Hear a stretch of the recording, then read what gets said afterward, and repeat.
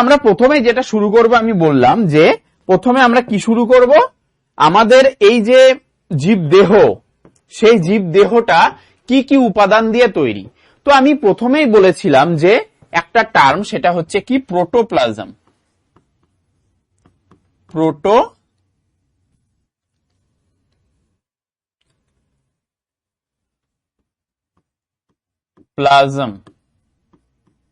এই টার্মটার সাথে কে কে পরিচিত? আমার পড়া যে পড়েছে সে বলতে পারবে যে প্রোটোপ্লাজমটা কি ছিল। কি ছিল? প্রোটোপ্লাজমকে আমরা কি বলতাম? আমরা বলতাম জীবন সংগঠনের স্তর বা জীবন সংগঠনের ভৌত ভিত্তি। কি বলতাম? জীবন সংগঠনের ভৌত ভিত্তি, ফিজিক্যাল কম্পোনেন্টস। ক্লিয়ার? তাহলে প্রোটোপ্লাজম হচ্ছে এমন একটা জিনিস যেটা কি জেলি সদৃশ কি পদার্থ? অর্ধতরল পদার্থ। ক্লিয়ার? অর্ধতরল পদার্থ, জেলি সদৃশ অর্ধতরল পদার্থ। এইবার এই অর্ধতরল পদার্থটা কি করছে? আমাদের জীবদের দেহের একটা ভৌত ভিত্তি হিসাবে কাজ করছে, ভৌত ভিত্তি হিসাবে কাজ করছে। এবং এই অর্ধতরল জিনিসটা কি কি দিয়ে তৈরি? মেইনলি মনে রাখবে যে আমাদের 6টা মেইনলি কম্পোনেন্টস আছে, যেটা আমাদের দেহের সংগঠনের জন্য খুব গুরুত্বপূর্ণ এবং সেটা প্রোটোপ্লাজম তৈরি করে। কি কি? Carbon,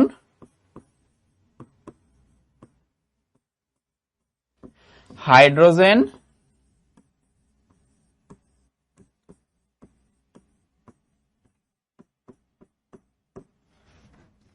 oxygen,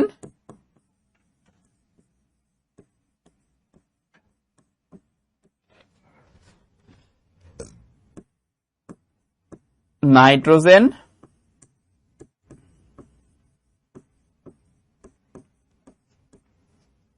sulphur,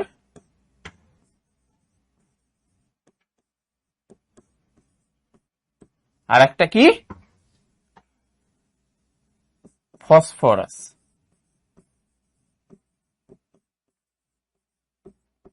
clear? তাহলে কটা কম্পোনেন্টস হলো?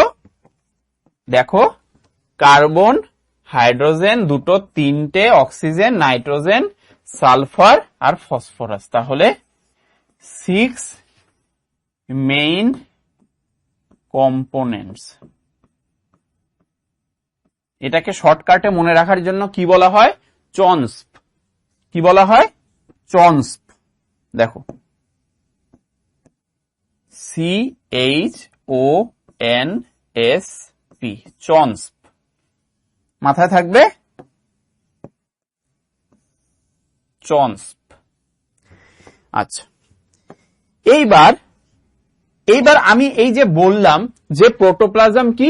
জীবনের ভৌত ভিত্তি।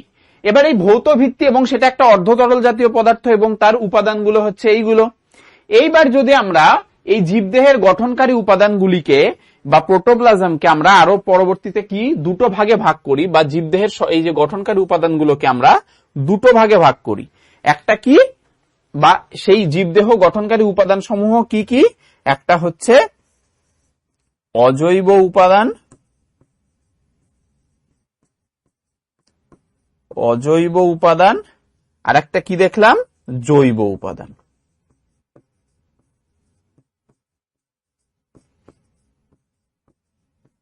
ক্লিয়ার? তাহলে অজৈব উপাদান এবং জৈব উপাদান দিয়ে কিন্তু কি হচ্ছে? জীবদেহের গঠন বা সংগঠন তৈরি হচ্ছে, জীবদেহটা তৈরি হচ্ছে। তাহলে আমরা কি বলবো? যে অজৈব উপাদান এবং জৈব উপাদানের সমন্বয়ে জীবদেহ গঠিত। এইবার যদি কোশ্চেন আসে যে অজৈব উপাদান আর জৈব উপাদান জিনিসটা কি, তো অজৈব উপাদান হচ্ছে লাইফলেস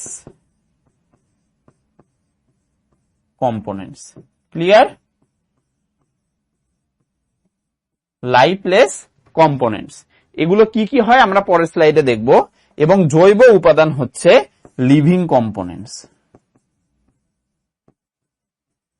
বা যেটা দিয়ে আমাদের জীবন তৈরি, বা জীবনের মেইন কম্পোনেন্টস গুলো হচ্ছে লিভিং কম্পোনেন্টস। ঠিক আছে, কিন্তু আমাদের এই দুটো উপাদানই কিন্তু দরকারি আমাদের একটা জীবদেহ তৈরি করার ক্ষেত্রে। ক্লিয়ার? তাহলে আমরা এগুলো কি দেখলাম? এটা আমরা দেখলাম যে জীবদেহের সংগঠনকারী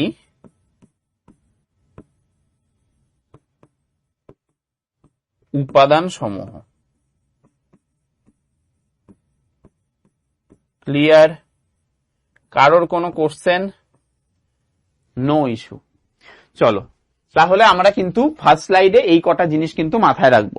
এইবার আমরা চলে আসি, এই যে আমরা অজৈব এবং জৈব যে দুটো উপাদানে ভাগ করলাম, সেই উপাদানগুলো নিয়ে একটু আলোচনা করতে হবে। তো অজৈব এবং জৈব উপাদান নিয়ে যদি আমরা আলোচনা করতে চাই, তাহলে আমাদের দেখতে হবে যে অজৈব উপাদানকে কি বলেছিলাম? লাইফলেস, তাই তো? লাইফলেস কম্পোনেন্ট যেগুলো, তাহলে এগুলো কি? এগুলো হচ্ছে লাইফলেস কম্পোনেন্টস। আর এগুলো জেনারেলি আমাদের লিভিং কম্পোনেন্টস।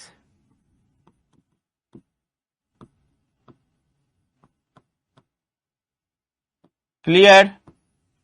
আচ্ছা, এইবার অজৈব উপাদানের মধ্যে আমাদের পড়ছে কি কি দেখো। তো অজৈব উপাদানের মধ্যে আমাদের প্রথমেই পড়ছে হচ্ছে সবচেয়ে গুরুত্বপূর্ণ একটা উপাদান হচ্ছে আমাদের দেহে জল, ওয়াটার। কারণ 60 থেকে 80% অফ ওয়াটার আমাদের কিন্তু দেহের ক্ষেত্রে দরকার, বা দেহ তৈরি এই 60 থেকে 80% ওয়াটার দিয়ে। ঠিক আছে, মানে 2/3 আমাদের বডির 2/3 কিন্তু ওয়াটার। যেমন পৃথিবীর বেশিরভাগ অংশ জল, তো সেম কিন্তু আমাদের দেহরও। ঠিক আছে, এবং এই জলটা কি কি কাজে লাগে? কি কাজে লাগে না সেটা আমায় বলো। সব ধরনের কাজে লাগে, উদ্ভিদদের ক্ষেত্রে হোক, প্রাণীদের ক্ষেত্রে হোক, এই পুরো পৃথিবীটাকে চালানোর ক্ষেত্রে হোক, সব ক্ষেত্রে কিন্তু জলের গুরুত্ব সবচেয়ে বেশি। তো আমরা জলের গুরুত্ব যে কোনো ক্ষেত্রে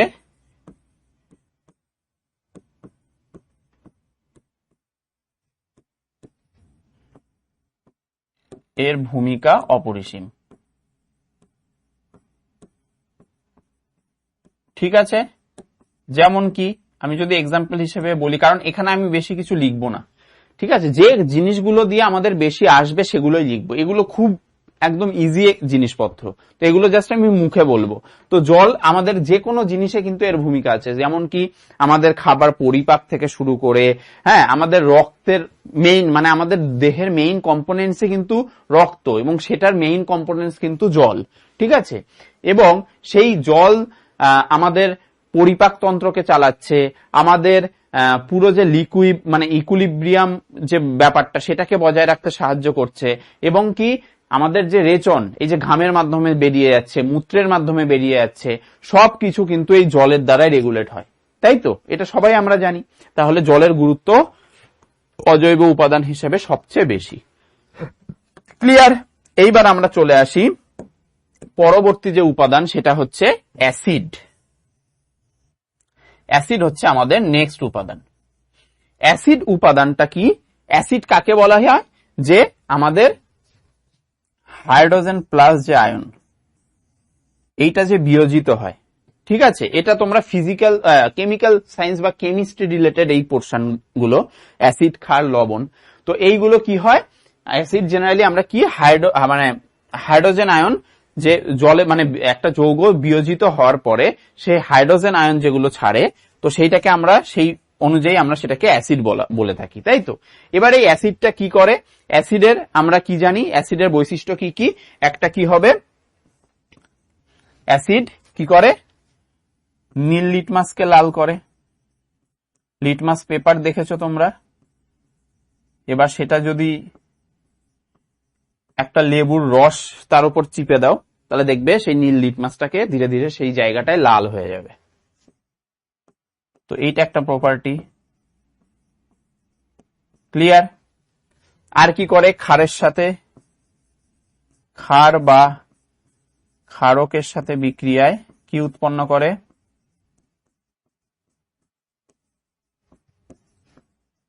কি উৎপন্ন করে,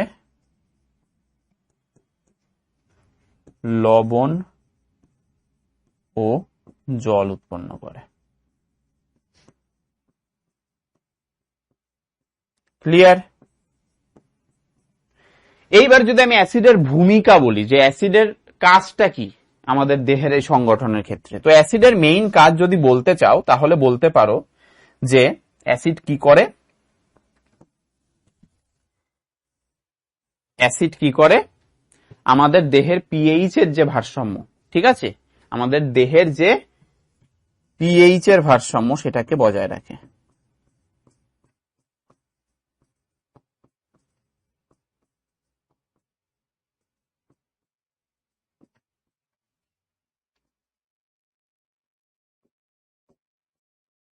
আরো অনেক কাজ আছে, কি কি, যেমন বেশি পরিমাণে ক্ষার বা ক্ষারক যদি আমাদের দেহে বা স্টমাকে বা যে কোনো জায়গায় আমাদের দেহে যদি উৎপন্ন হয়, তখন সেই অ্যাসিড কিন্তু সেটাকে প্রশমিত করে দেয়। সেম ভাবে ক্ষার বা ক্ষারকের ক্ষেত্রে উল্টো জিনিসটা হবে, একই জিনিস। আচ্ছা, এরপর আর কি করে অ্যাসিড, আমাদের কি করে, আমাদের যে খাবার পরিপাক, যে উৎসেচক বা হরমোন, সেগুলোর ঠিকঠাক ভাবে যাতে কাজ করে, সেই জিনিসগুলোতেও কিন্তু অ্যাসিড হেল্প করে। ঠিক আছে, তো এটা ডিটেলস জিনিসগুলো তোমরা বইতে পেয়ে যাবে, আমি জাস্ট মেইন পোর্শন গুলো আমি মুখে বলছি, কারণ এইগুলো থেকে খুব একটা বেশি কোশ্চেন আসে না। মেইন আমাদের দেখতে হবে জৈব উপাদানগুলো, তো এগুলো জাস্ট আমি একবার করে টাচ করে যাচ্ছি যেহেতু বইতে আছে। এরপর আমরা চলে আসি ক্ষার।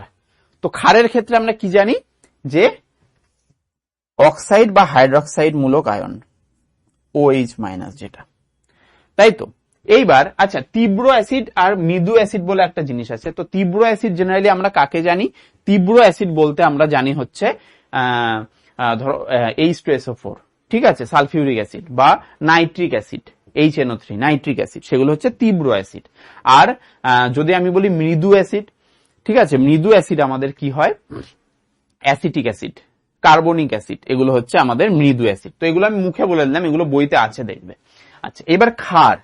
ক্ষারের ক্ষেত্রে যদি আমি বলি যে হাইড্রক্সিল মূলক যেটা, সেইটাকে আমরা জেনারেলি ক্ষার হিসেবে ডিনোট করি, কারণ এটা বিয়োজিত হয় জলের মানে যৌগ থেকে।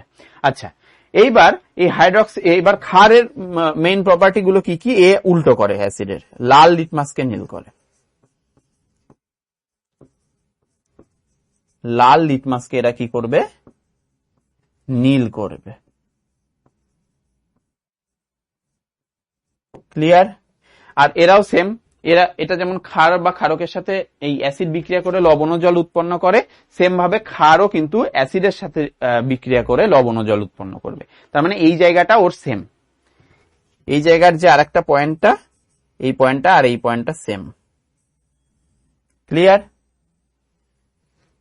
আচ্ছা, এইবার ক্ষারের ভূমিকা কি, আমাদের যে এই যে জীবদেহের গঠন, সেই সংগঠনে ক্ষারের গুরুত্বটা কোথায়। তো ক্ষার আমাদের দেহে যদি বেশি পরিমাণে অ্যাসিড মানে সংশ্লেষিত হয় বা সিক্রিট হয়, তো সেটাকে কমিয়ে সেই প্রশমিত করার ব্যাপারটা কিন্তু ক্ষার করে এবং লবণ জাতীয় যৌগ উৎপন্ন করে, যার কারণে আমাদের সেই ব্যাপারটা কিন্তু ঠিকঠাক থাকে দেহে। এবং আরেকটা গুরুত্বপূর্ণ এর যদি আমি কাজ বলি, সেটা হচ্ছে রক্তের হিমোগ্লোবিন বাফার, যেটা কি আরবিসি তে থাকে, আরবিসি মানে রেড ব্লাড সেল, তাই তো, বা রেড ব্লাড কর্পাসেলস মানে রক্ত, লোহিত রক্তকণিকা। রক্তের এই মানে হিমোগ্লোবিন বাফার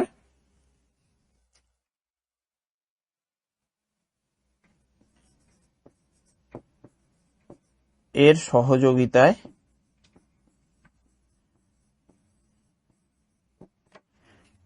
অংশ নেয়।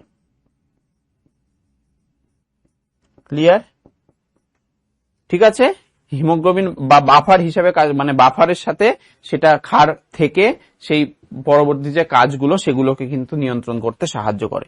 তো এইটা কিন্তু মাথায় রাখবে, এই জায়গাটা খুব ইম্পর্টেন্ট, হিমোগ্লোবিন বাফারের ব্যাপারটা। ক্লিয়ার? আচ্ছা,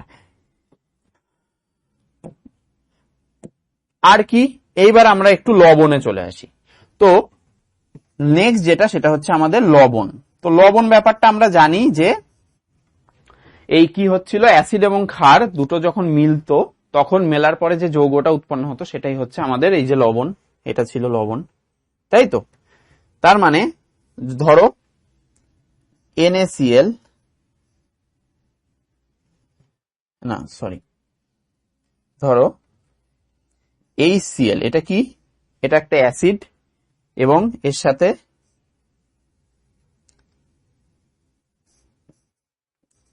NaOH, এটা একটা ক্ষার, তাহলে কি এটা হচ্ছে অ্যাসিড,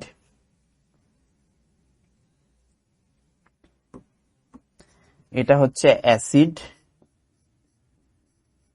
আর এটা হচ্ছে বেস বা ক্ষার। এটা দিয়ে এবার কি উৎপন্ন হবে? এটা দিয়ে এবার উৎপন্ন হবে হচ্ছে আমাদের এই H আর OH টা মিলে H2O হয়ে যায়, জল যেটাকে বলছি, জল উৎপন্ন করবে এবং তার সাথে লবণ উৎপন্ন করবে, মানে Na আর HCl, সোডিয়াম ক্লোরাইড, ঠিক আছে, যেটাকে টেবিল সল্ট বলা হয়। তো এইটা হচ্ছে সেই লবণ। ক্লিয়ার? এবার এটা তাহলে আমাদের যে দেহের যে নর্মাল যে আমাদের এই যে অ্যাসিড এবং ক্ষারের যে ব্যাপারটা সেটাকে প্রশমিত করতে, সেটাকে ঠিকঠাক রাখতে, আমাদের দেহের তরলটাকে ঠিকঠাক রাখতে কিন্তু এই লবণ হেল্প করে। এবং আরেকটা কি কাজে হেল্প করে, এটা আমাদের যখন আমাদের দেহে আমাদের কিন্তু লবণের খুব পরিমাণে দরকার পড়ে। কারণ কি, এই যে লবণটা যেমন আমাদের বেশি পরিমাণে ঘাম হয়ে যখন বেরিয়ে যায় তখন আমাদের ডিহাইড্রেশন কন্ডিশন হয়, তো সেটাকে ফেরানোর জন্য আমরা কি করি, ORS খাই, ওরাল রিহাইড্রেশন স্যালাইন। তো সেই ক্ষেত্রে কিন্তু এই লবণটা একটা গুরুত্বপূর্ণ সোর্স হিসেবে কাজ করে, ঠিক আছে? তার মানে এখানে ORS এর ব্যাপার থাকবে এর ভূমিকাতে, ঠিক আছে? তাহলে এগুলো আমরা কি পড়ছি? এগুলো আমরা পড়ছি হচ্ছে অজৈব উপাদান, যেটাকে আমরা লাইফলেস কম্পোনেন্টস বলছি। আচ্ছা, তো অজৈব উপাদানের আরেকটা মেইন কম্পোনেন্টস হতে পারে গ্যাস। কি হতে পারে? আরেকটা মেইন কম্পোনেন্টস হতে পারে গ্যাস। কি হতে পারে? এইখানে লিখে দিচ্ছি।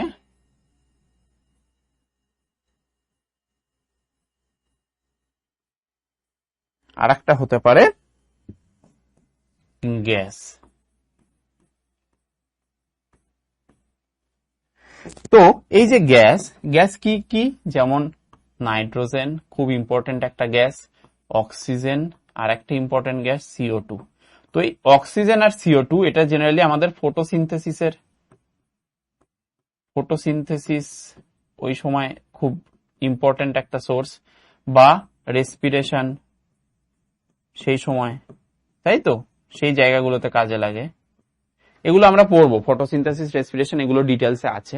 এবং নাইট্রোজেন তো একটা খুব গুরুত্বপূর্ণ গ্যাস, যেটা আমাদের বায়ুমণ্ডলে সবচেয়ে বেশি পরিমাণে কিন্তু এইটা থাকে, নাইট্রোজেন গ্যাস। তো এই হচ্ছে আমাদের অজৈব উপাদান। ক্লিয়ার? এইবার আমরা চলে আসবো জৈব উপাদান, যেটা এখানে খুব আমি শর্টকাটে লিখবো এবং ডিটেলস গুলো আমরা পরেরটায় চলে যাব। তো এখানে কি বলেছে, ক্ষুদ্র উপাদান, জৈব উপাদানকে আমরা দুভাগে ভাগ করতাম, এইখানে দেখেছি এর আগের স্লাইডে। কোথায়? এই যে ক্ষুদ্র এবং বৃহৎ। তো এইটাকে আমরা জেনারেলি দুটো উপাদানে ভাগ করি, একটা কি ক্ষুদ্র, যেটাকে আমরা কি বলি, মাইক্রোমলিকুলস,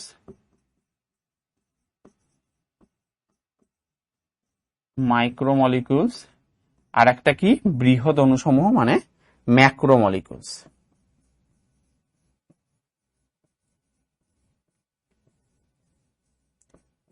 ক্লিয়ার? এবার মাইক্রো মানে ক্ষুদ্র এবং ম্যাক্রো মানে বড়। তো এইবার এই যে দুটো মলিকুলস, এইবার এই দুটো মলিকুলস এর মধ্যে আমরা মেইনলি দেখতে পাই কি কি উপাদান? মাইক্রো মলিকুলস এর মধ্যে আমরা দেখতে পাই সরল শর্করা,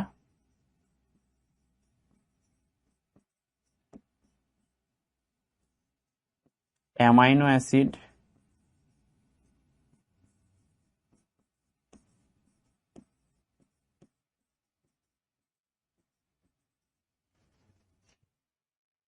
আর কি ফ্যাটি অ্যাসিড,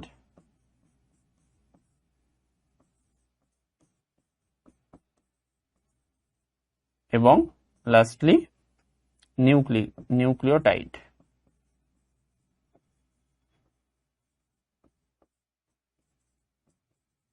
ক্লিয়ার? তাহলে এই চারটে ম্যাক্রোমলিকুলস দিয়ে কিন্তু আমাদের জৈব উপাদান তৈরি। এবং সেম ভাবে যদি আমরা বৃহৎ অণুসমূহে যাই তাহলে কি কি দেখব? সরল শর্করা ছিল ক্ষুদ্র, সেগুলো দিয়ে তৈরি হচ্ছে জটিল শর্করা। অ্যামাইনো অ্যাসিড ছিল, সেটা দিয়ে তৈরি হচ্ছে প্রোটিন। কিভাবে হয় ডিটেলসে আসবো। তারপর কি? ফ্যাটি অ্যাসিড ছিল, এটা হয়ে যাবে ফ্যাট বা লিপিড।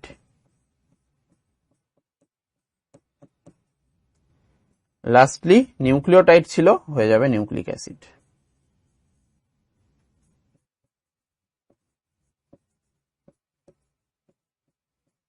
ক্লিয়ার?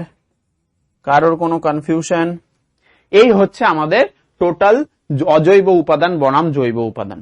এবং এই জৈব উপাদানের সবচেয়ে বেশি পরিমাণে কাজ থাকে, এবং সেই কাজগুলো কি কি? ক্ষয় পূরণ, পুষ্টি সাধন,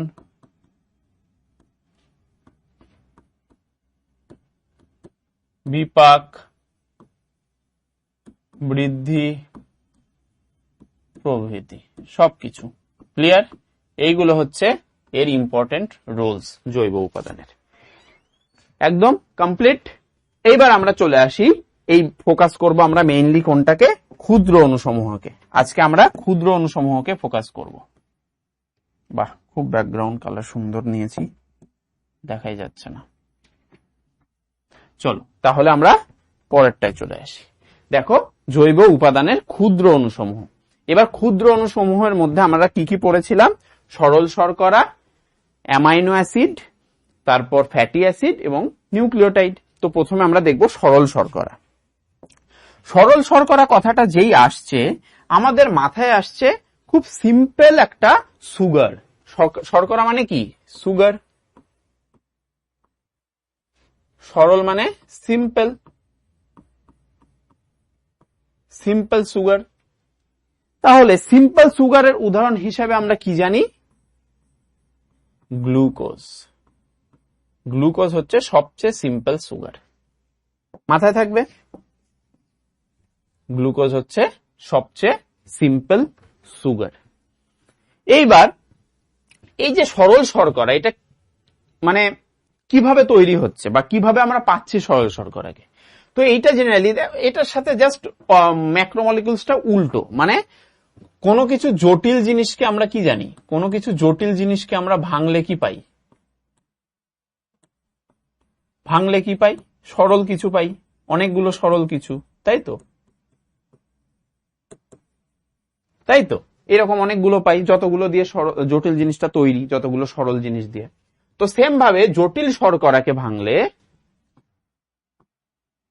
জটিল শর্করাকে যদি আমরা ভাঙি তাহলে অনেকগুলো, যতগুলো দিয়ে ওই জটিল শর্করা তৈরি হয়েছিল ততগুলো আমরা সরল শর্করা পাই। কারোর কোনো কনফিউশন? এবং এইরকম একটা সরল শর্করার উদাহরণ হচ্ছে গ্লুকোজ। তো গ্লুকোজ যে অণুটা, সেইটার যদি আমরা একটা সাধারণ সংকেত দেখি,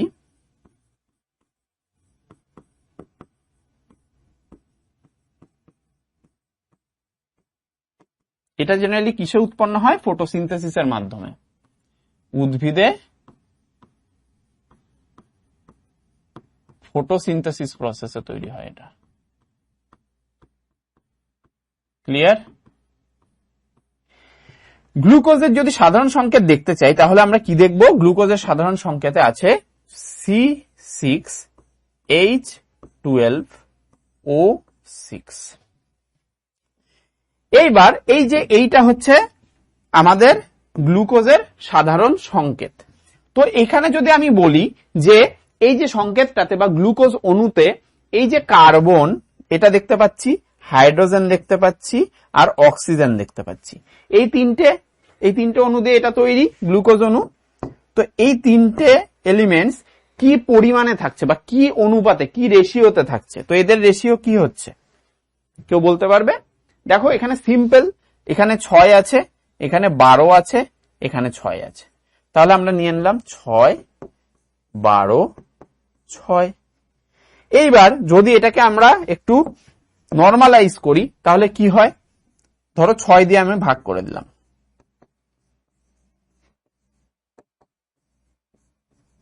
তাহলে কত পাচ্ছি আমরা 1, 6 দুগুণ 12 2, আবার 6 দিয়ে 6 কে কাটলে 1। তার মানে আমাদের একটা গ্লুকোজের অণুতে এই এটার ইয়েটা কত, সি মানে কার্বন, হাইড্রোজেন আর অক্সিজেনের রেশিওটা কত হচ্ছে, সেটা হচ্ছে 1:2:1, 1:2:1 অনুপাতে কিন্তু এই গ্লুকোজ অণুতে কিন্তু কার্বন, হাইড্রোজেন এবং অক্সিজেন পাচ্ছি আমরা। এইবার এটার ভূমিকা চেয়েছে, তো সরল শর্করার ভূমিকা কি হবে?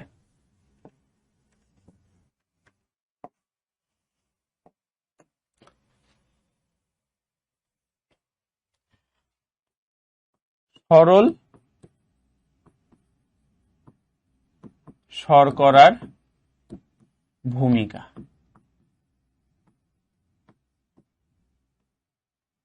কি হবে?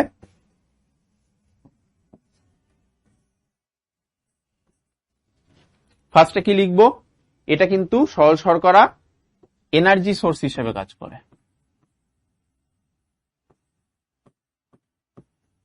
এনার্জি সোর্স হিসেবে কাজ করে প্রাণীদেহে, ঠিক আছে।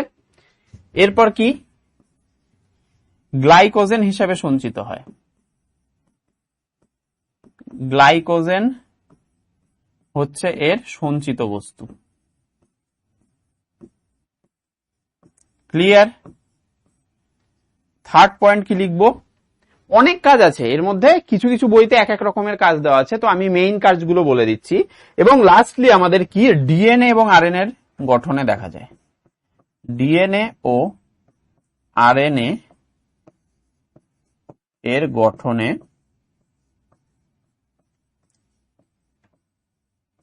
বিশেষ ভূমিকা পালন করে।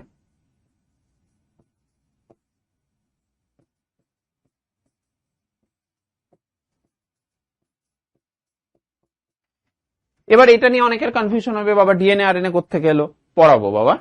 এই যে এইখানে আসবে না, এই যে নিউক্লিওটাইড বা নিউক্লিক অ্যাসিড, এই জায়গাটায় যখন আসবো তখন ডিএনএ আরএনএ এর ব্যাপারটা বলবো। শুধু এইটুকু এখন মনে রাখো যে এটা হচ্ছে ডিএনএ হচ্ছে একটা জেনেটিক বস্তু, ঠিক আছে, জিনগত বস্তু, এবং আরএনএ হচ্ছে প্রোটিন সংশ্লেষে সাহায্য করে। এগুলো জেনারেলি নিউক্লিক অ্যাসিড, এগুলোতে আসবো আমরা। তো এইগুলোতে যে স্ট্রাকচার গুলো হয় ডিএনএ বা আরএনএ, সেইখানে কিন্তু সুগারের স্ট্রাকচার দেখা যায়। সেটা কিভাবে দেখা যায় আমরা তখন পড়ে নেব। তো বোঝা গেল, এখানে সরল শর্করার ধারণাটা দিলাম এবং সরল শর্করার ভূমিকাটা কি আমাদের জীবদেহের সংগঠনে সেটা দেখালাম। চলো আমরা তাহলে এবার পরের যে কম্পোনেন্টসটা, সেটা হচ্ছে অ্যামাইনো অ্যাসিড। তো সেই অ্যামাইনো অ্যাসিডে চলে আসি আমরা। অ্যামাইনো অ্যাসিড যখনই মাথায় আসে, আমাদের অ্যামাইনো অ্যাসিড মাথায় আসতেই আমাদের কি কাজ করে, এটা হচ্ছে অ্যাসিডিক প্রপার্টির হয়। এবং প্রোটিন বলে একটা ব্যাপার আছে, প্রোটিন। এই যে আমরা কি বলছিলাম যে জটিল শর্করাকে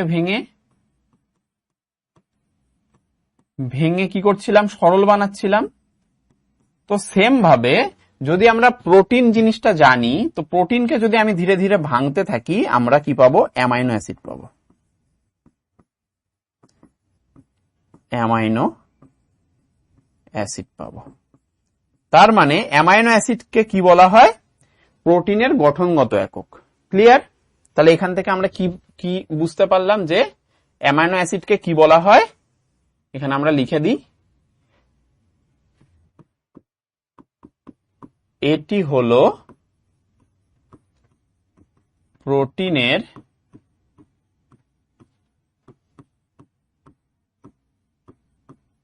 গঠনগত একক। ক্লিয়ার? তার মানে প্রোটিন কিন্তু অনেকগুলো অ্যামাইনো অ্যাসিড দিয়ে তৈরি। তো কি হয়, প্রথমে কি হয়, অ্যামাইনো অ্যাসিড থাকে,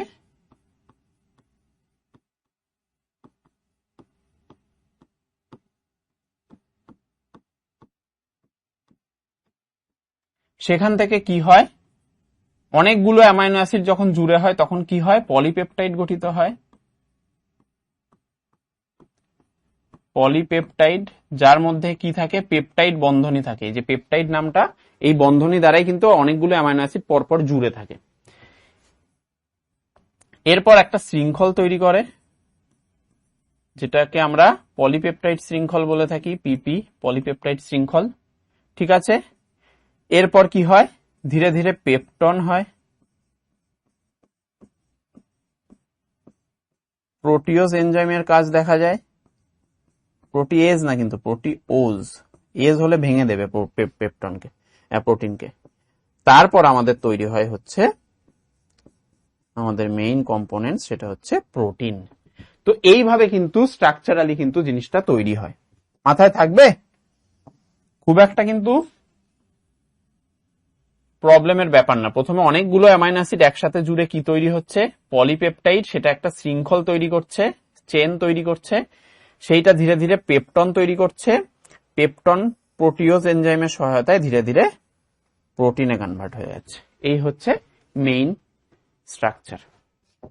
এইবার যদি মাথায় আসে তোমাদের যে এই অ্যামাইনো অ্যাসিডের স্ট্রাকচারটা কি, তো এইটার স্ট্রাকচারে আমরা কি দেখতে পাই, তিনটে জিনিস মেইনলি দেখতে পাই। একটা কি, একটা হচ্ছে কার্বক্সিল মূলক, কার্বক্সিল মূলক। ক্লিয়ার? কার্বক্সিল মূলকটা কি, COOH। এইবার এটার জেনারেলি কার্বক্সিলিক অ্যাসিড, মানে এটা হচ্ছে কি হয়, অ্যাসিডিক প্রপার্টি হয়, এটার অ্যাসিডিক প্রপার্টি হয়। আসছি আমি প্রত্যেকটাতে। এরপর কি পাই আমরা, এরপর আমাদের আছে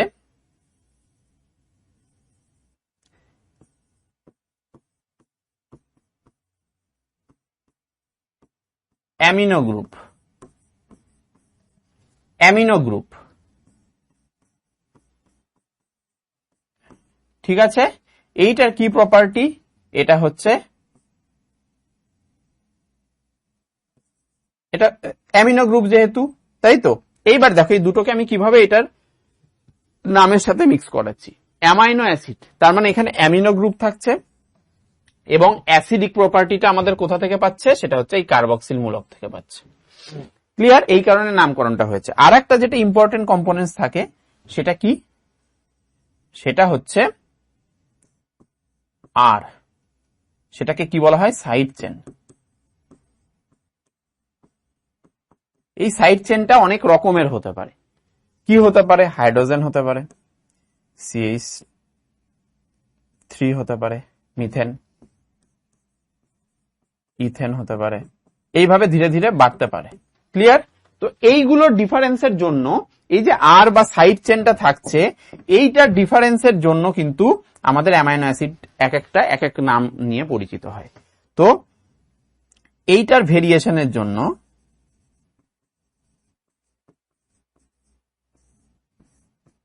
various kinds of amino acid পাওয়া যায়।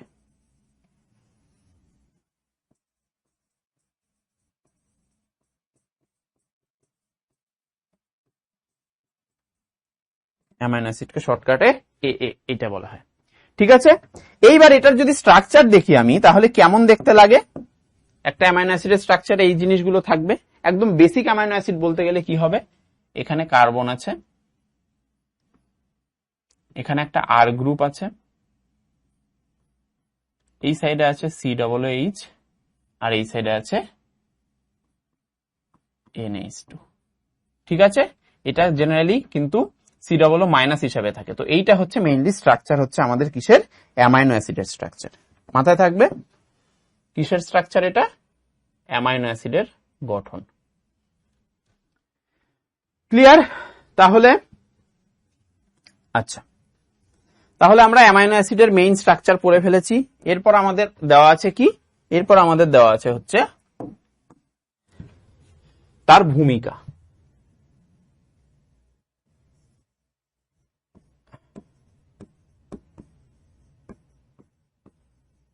তাহলে অ্যামাইনো অ্যাসিডের যদি আমি ভূমিকা বলতে চাই তাহলে কি কি পাবো?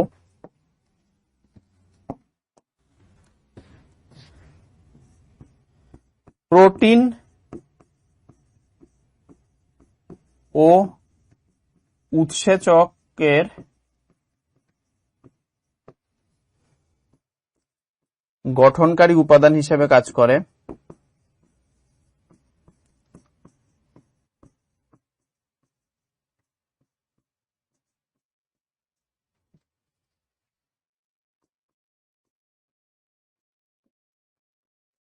ঠিক আছে। আচ্ছা, এইটা কিন্তু একটা মেইন, মানে এই যে ক্ষুদ্র অণুসমূহ আমরা দেখছি, একটা কি দেখলাম, সরল শর্করা, তারপর এই অ্যামাইনো অ্যাসিড দেখলাম, তারপর হচ্ছে আমরা কি দেখবো, ফ্যাটি অ্যাসিড দেখবো। তো এই প্রোটিনটা কিন্তু মেইন কম্পোনেন্টস হচ্ছে, ঠিক আছে, এইটাই মেইন কম্পোনেন্টস। এই যে আমাদের দেহ, জীবদেহ সংগঠন হয়েছে, সেটার মেইন কম্পোনেন্টস কি? প্রোটিন। ক্লিয়ার? যেটা কিনা অ্যামাইনো অ্যাসিড দিয়ে তৈরি হচ্ছে। তাহলে প্রোটিন উৎসেচকের গঠনকারী উপাদান হিসেবে কাজ করছে। তারপর আরো কি হয়? হরমোন তৈরি হয়, সাহায্য করে, প্রোটিন জাতীয় হরমোন।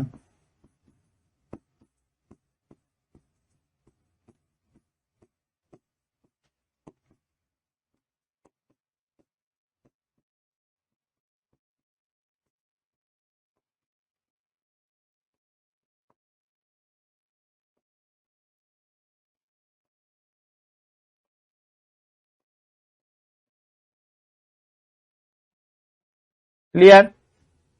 আচ্ছা, প্রোটিন জাতীয় হরমোন তৈরিতে মুখ্য ভূমিকা আছে। আর কি হয়? এই যে আমাদের কোষ পর্দা হয় না, আমাদের দেহের কোষ পর্দা থাকে, কোষ প্রাচীর তো থাকে না, কারণ আমরা প্ল্যান্টস না, প্রাণীদের দেহের কথা বলছি। তো সেই কোষ পর্দাতেও কিন্তু একটা উপাদান হিসেবে, মেইন উপাদান হিসেবে কাজ করে।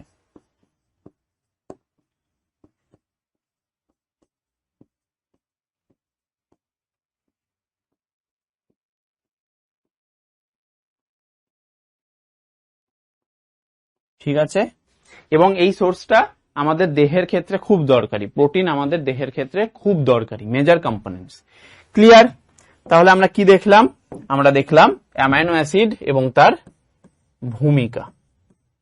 এবার আমরা চলে আসি পরের যে, আচ্ছা, এই অ্যামাইনো অ্যাসিড রিলেটেড আর কিছু জিনিস আছে, সেগুলো আমি একটু অল্প করে বলতে চাই।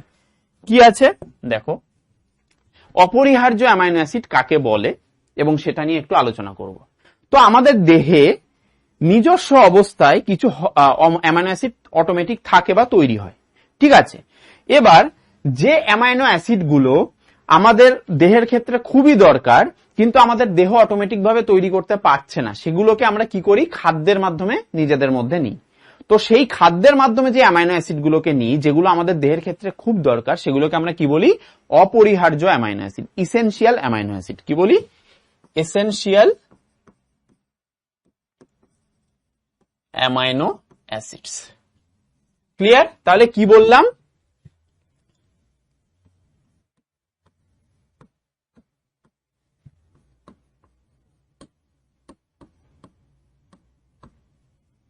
দেহজ প্রোটিন ব্যতীত খাদ্যের মাধ্যমে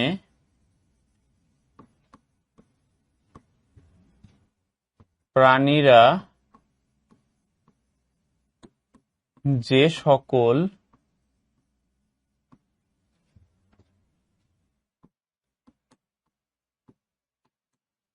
উপযোগী অ্যামাইনো অ্যাসিডগুলি গ্রহণ করে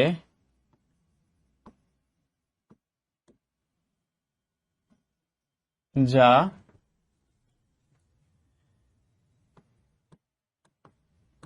দরকারি প্রোটিন তৈরিতে সাহায্য করে বা দরকারি প্রোটিন তৈরি করে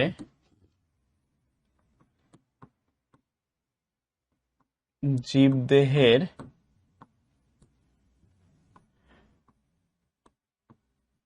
মুখ্য সংগঠনে গুরুত্বপূর্ণ ভূমিকা পালন করে।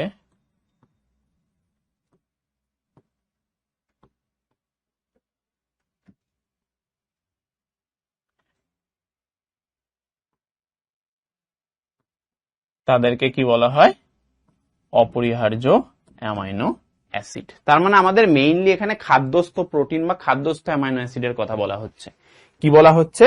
আমাদের এখানে ডেফিনেশনের মেইন মুদ্দাটা হচ্ছে খাদ্যের মাধ্যমে যেসব উপযোগী অ্যামাইনো অ্যাসিড গুলো আমরা নিচ্ছি সেটাকে আমরা অপরিহার্য অ্যামাইনো অ্যাসিড বলি। ঠিক আছে, যেগুলো আমাদের দেহের ক্ষেত্রে খুব দরকার কিন্তু দেহ নিজে নিজে তৈরি করতে পারছে না। তাহলে আমরা বুঝে গেলাম যে অপরিহার্য অ্যামাইনো অ্যাসিড কি জিনিস। এইবার এইরকম অপরিহার্য অ্যামাইনো অ্যাসিড আমাদের দেখো আমাদের দেহে টোটাল 20 রকম অ্যামাইনো অ্যাসিড দরকার যা প্রোটিন তৈরি করে।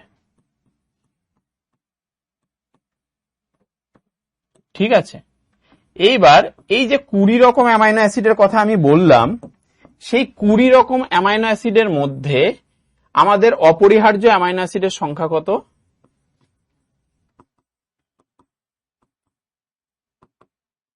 8টা। কটা? 8টা। 8টা অ্যামাইনো অ্যাসিড কিন্তু আমাদের দেহের ক্ষেত্রে উপযোগী বা অপরিহার্য অ্যামাইনো অ্যাসিড নামে পরিচিত এবং সেটা দরকারি। এবং আরেকটা যেটা, সেটা কি? আরেকটা হচ্ছে অনঅপরিহার্য বলা হয়। কি বলা হয়? অনঅপরিহার্য। তো সেইটা আর কটা থাকলো? 20 থেকে 8 বাদ দিলে 12টা। সেগুলোর অতটা ইম্পর্টেন্স নেই, কিন্তু মেইনলি আমাদের ইম্পর্টেন্স হচ্ছে অপরিহার্য অ্যামাইনো অ্যাসিড। এবার এই অপরিহার্য অ্যামাইনো অ্যাসিড গুলো কি কি সেটা যদি আমাদের জানতে হয়, তাহলে আমাদের জানতে হবে কয়েকটা নাম। সেটা কি কি? দেখো লিখছি আমি। লাইসিন,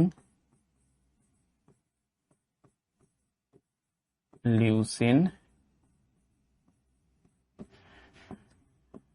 আইসোলিউসিন,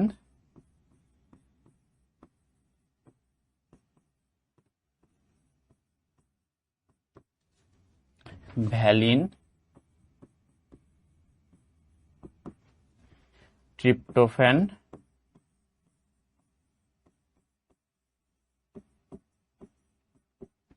ফিনাইলঅ্যালানিন,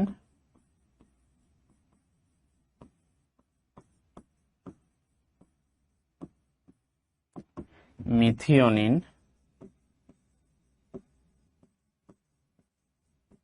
1 2 3 4 5 6 7, আর একটা কি? Lysine, leucine, isoleucine, valine, tryptophan, phenylalanine, methionine এবং আরেকটা কি? আরেকটা হচ্ছে থ্রিওনিন।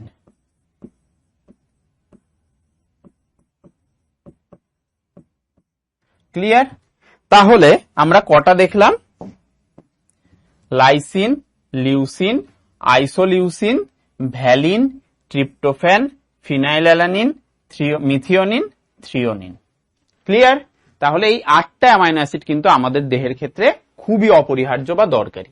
এইবার আমরা দেখতে পাই কিছু জিনিস, সেটা হচ্ছে, যদি আমি এই ভূমিকার এখানে লিখে দিই একটা জিনিস, যে আচ্ছা এখানে জায়গা নেই, আমি এখানেই লিখছি। কি হয়? কিছু কিছু অ্যামাইনো অ্যাসিড কি করে? হরমোন তৈরিতে সাহায্য করে। যেমন কি? টাইরোসিন। টাইরোসিন কি করে? টাইরোসিন থেকে থাইরক্সিন,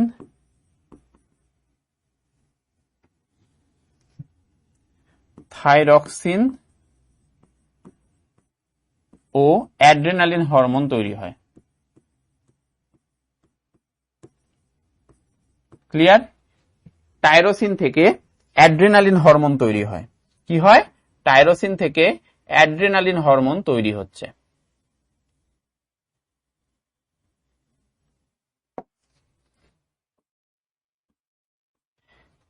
আর এই টাইরোসিন যে অ্যামাইনো অ্যাসিডটা, সেটা কি করে? আরেকটা হচ্ছে মেলানিন নামক রঞ্জক তৈরি করে। কি করে? মেলানিন রঞ্জক তৈরি করে।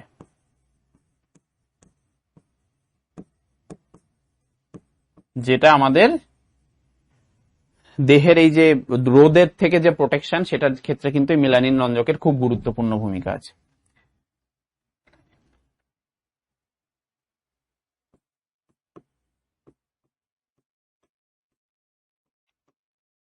ক্লিয়ার? তাহলে এইটা হচ্ছে কিছু অ্যামাইনো অ্যাসিড যেটা কিনা খুব গুরুত্বপূর্ণ ভূমিকা পালন করে কিসের ক্ষেত্রে, সেটা হচ্ছে আমাদের হরমোন তৈরির ক্ষেত্রে এবং রঞ্জক তৈরির ক্ষেত্রে। মাথায় থাকবে।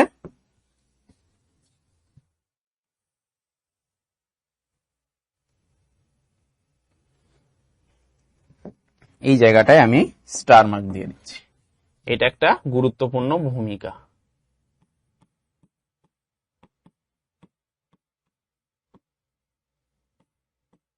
ক্লিয়ার? আচ্ছা, তাহলে আমরা দেখে নিলাম যে অপরিহার্য এবং অনপরিহার্য এই সবগুলোকে মিলিয়ে আমাদের মোট অ্যামাইনো অ্যাসিড সংখ্যা হচ্ছে 20টা, যেটা প্রোটিন তৈরি করতে সাহায্য করে। এইবার যদি আমাদের আরেকটা কোশ্চেন আসে যে অ্যামাইনো অ্যাসিড পুল কি, অ্যামাইনো অ্যাসিডের পুল কি? পুল মানে কি? আমরা জানি যে অনেক জিনিস একটা জায়গায় যখন পুলের মধ্যে, যেমন কিছু অর্গানিজমস থাকছে, উদ্ভিদ থাকছে, প্রাণী থাকছে, সবকিছু মিলিয়ে একটা পুল তৈরি হয়, তেমনি অ্যামাইনো অ্যাসিডের পুল কি কি দিয়ে তৈরি হয় আমরা ডেফিনেশনের মাধ্যমে এখানে আসতে পারি। যে কি হয়, এই যে খাদ্যস্থ মানে খাদ্যের মাধ্যমে যেসব আমরা কি করছি, খাদ্যের মাধ্যমে আমরা যেসব অ্যামাইনো অ্যাসিড বা প্রোটিন নিচ্ছি দেহে, তাই তো, যেটা আমাদের অপরিহার্য প্রোটিন নামে পরিচিত, অপরিহার্য অ্যামাইনো অ্যাসিড নামে পরিচিত। তাহলে খাদ্যস্থ প্রোটিন প্লাস দেহস্থ প্রোটিন,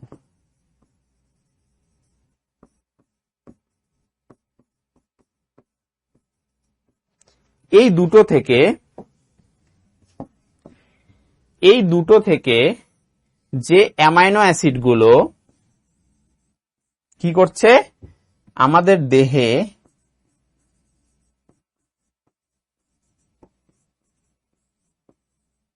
প্রোটিনের ভান্ডার তৈরি করছে, কি করছে,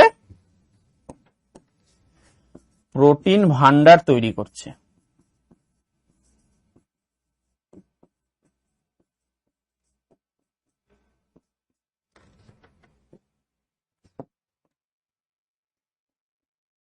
সেটাকে আমরা কি বলবো,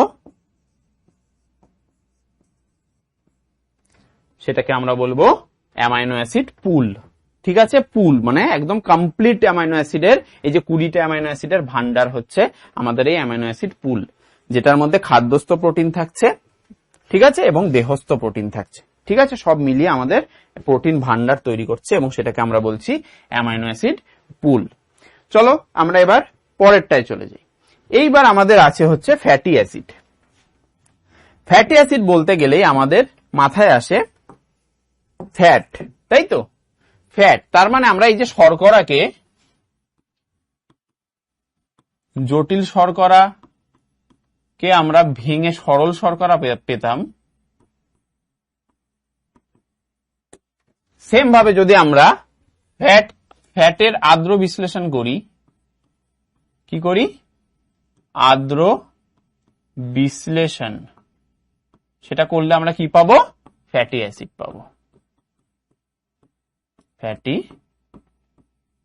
অ্যাসিড পাবো। মাথায় থাকবে।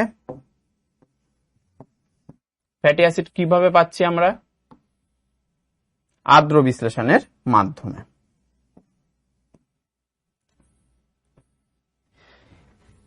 আচ্ছা, তাহলে আমরা ফ্যাটকে ভেঙে ফ্যাটি অ্যাসিডস পাচ্ছি। এবার এই ফ্যাটি অ্যাসিড কি, ফ্যাটি অ্যাসিড কিন্তু আমাদের, যেটাকে ফ্যাটকে আমরা লিপিডও বলে থাকি, কি বলে থাকি, লিপিড। ক্লিয়ার?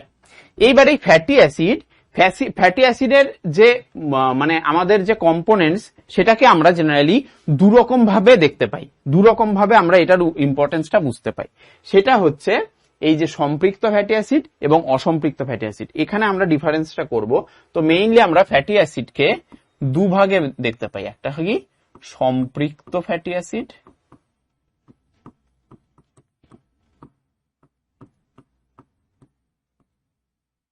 এবং আরেকটা হচ্ছে অসম্পৃক্ত।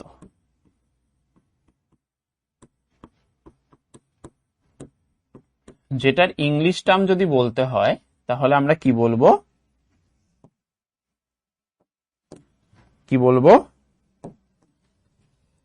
সম্পৃক্ত ফ্যাটি অ্যাসিড হচ্ছে স্যাচুরেটেড এবং অসম্পৃক্ত হচ্ছে আনস্যাচুরেটেড। ক্লিয়ার? তাহলে স্যাচুরেটেড ফ্যাটি অ্যাসিড এবং আনস্যাচুরেটেড ফ্যাটি অ্যাসিড। এবার এটা বলতে গেলে আমাদের মেইনলি দুটো জিনিস দেখতে হবে, সেটা হচ্ছে এই সম্পৃক্ত ফ্যাটি অ্যাসিড এবং অসম্পৃক্ত ফ্যাটি অ্যাসিডের যে এই যে ডিফারেন্সটা, এইখানে আমাদের চলে আসতে হবে, কারণ আমরা মেইনলি ডিফারেন্সটা কিভাবে করতে পারি। আচ্ছা, আগের স্লাইডে একটা জিনিস বাকি আছে, ওটা আমরা যাব, তার আগে আমরা এটাকে ডিফারেন্স ওয়াইজ দেখে নিই।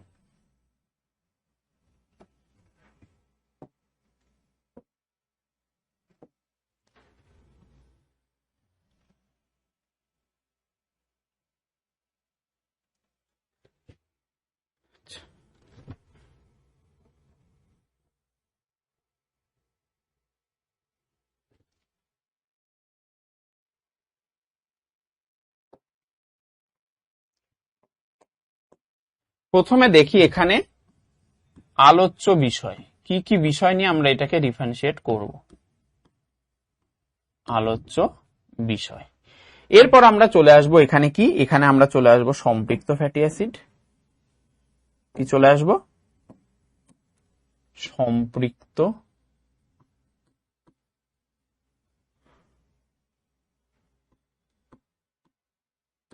ফ্যাটি অ্যাসিড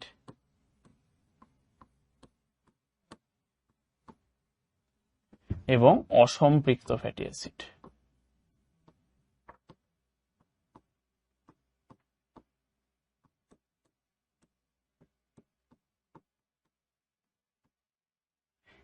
তাহলে এইবার এই যে আলোচ্য বিষয়টা আমরা তাহলে কি কি নেব, যেটা অনুযায়ী আমরা এটাকে ভাগ করব।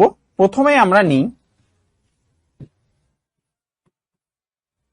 বন্ধন। তো বন্ধন কি হয়, সম্পৃক্ত ফ্যাটি অ্যাসিডের ক্ষেত্রে দ্বিবন্ধন বা ত্রিবন্ধন থাকে না, ঠিক আছে, কোন রকম বন্ধন থাকে না। তাহলে কি লিখবো আমরা? দ্বিবন্ধন বা ত্রিবন্ধনহীন ফ্যাটি অ্যাসিড। ক্লিয়ার? দ্বিবন্ধন বা ত্রিবন্ধনহীন ফ্যাটি অ্যাসিডকে আমরা সম্পৃক্ত ফ্যাটি অ্যাসিড বলি। এবং যদি আমাদের এক বা একাধিক দ্বিবন্ধন বা ত্রিবন্ধন থাকে তাহলে সেটাকে আমরা অসম্পৃক্ত ফ্যাটি অ্যাসিড বলি। কি হয়? এক বা একাধিক দ্বিযোজী বা ত্রিযোজী বন্ধনযুক্ত ফ্যাটি অ্যাসিড।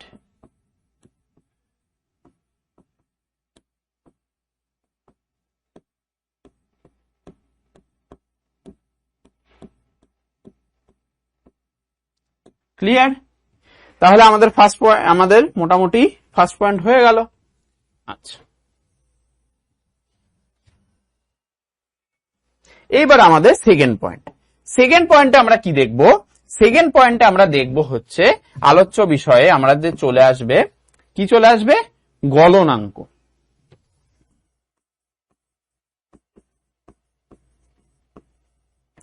ঠিক আছে, তো গলনাঙ্ক অনুযায়ী যদি আমি এই দুটো ফ্যাটি অ্যাসিডকে ডিভাইড করি তাহলে কি কি পাবো? প্রথমে সম্পৃক্ত ফ্যাটি অ্যাসিডের ক্ষেত্রে কি পাবো? উচ্চ গলনাঙ্ক বিশিষ্ট। উচ্চ গলনাঙ্ক বিশিষ্ট ফ্যাটি অ্যাসিড, সেগুলো কি হয়? সম্পৃক্ত ফ্যাটি অ্যাসিড। ক্লিয়ার? এইবার এই সেম জিনিসটা অসম্পৃক্তের ক্ষেত্রে কি হয়? নিম্ন গলনাঙ্ক বিশিষ্ট। নিম্ন গলনাঙ্ক বিশিষ্ট। উচ্চ গলনাঙ্ক বিশিষ্ট মানে কি? মানে তাকে গলাতে অনেক বেশি পরিমাণ আমাদের তাপ দিতে হবে, কিন্তু নিম্ন গলনাঙ্ক মানে খুব অল্পতেই গলে যাবে। ক্লিয়ার? আচ্ছা, এরপর আমরা যে পয়েন্টটা নিয়ে আলোচনা করব এই দুটোর পার্থক্যে, সেটা হচ্ছে আমাদের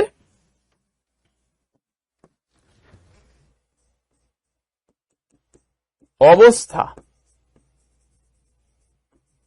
যে আমাদের সাধারণ বা ঘরের টেম্পারেচারে সম্পৃক্ত ফ্যাটি অ্যাসিড কি অবস্থায় থাকে এবং অসম্পৃক্ত ফ্যাটি অ্যাসিড কি অবস্থায় থাকে। তো এই যে অবস্থাটা সেটা গলনাঙ্কের সাথে রিলেটেড। আমরা দেখলাম যে উচ্চ গলনাঙ্ক বিশিষ্ট কারা হয়, সম্পৃক্ত ফ্যাটি অ্যাসিড। তাহলে উচ্চ গলনাঙ্ক বিশিষ্ট যদি হয় তাহলে ওটা নর্মাল আমাদের টেম্পারেচারে কি থাকবে, সেটা শক্ত অবস্থায় বা কঠিন অবস্থায় থাকবে। কঠিন অবস্থায় থাকলেই তো তাকে আমাদের গরম মানে গলাতে গেলে টেম্পারেচার বেশি দিতে হবে। তো এই উচ্চ গলনাঙ্ক বিশিষ্ট হয় সেটা কি হয়, ঘরের উষ্ণতায়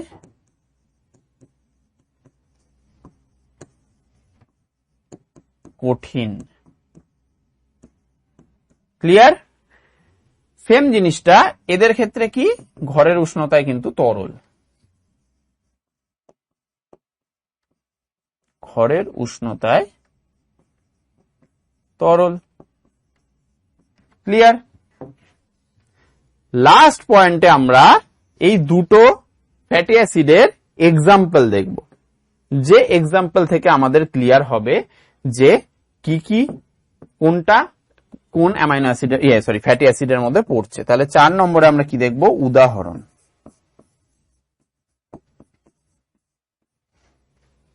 উদাহরণ দেখতে গেলে সম্পৃক্ত ফ্যাটি অ্যাসিডের মধ্যে কি পড়ছে, পামিটিক অ্যাসিড,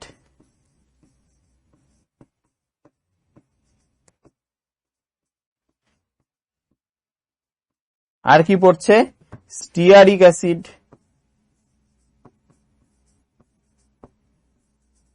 ঠিক আছে। এইগুলো কিন্তু আমার পড়ছে হচ্ছে সম্পৃক্ত ফ্যাটি অ্যাসিডের মধ্যে। এছাড়াও আরো অনেক আছে। আর এইটার ক্ষেত্রে উদাহরণ কি, এইটার ক্ষেত্রে উদাহরণ হচ্ছে অ্যারাকিডোনিক অ্যাসিড,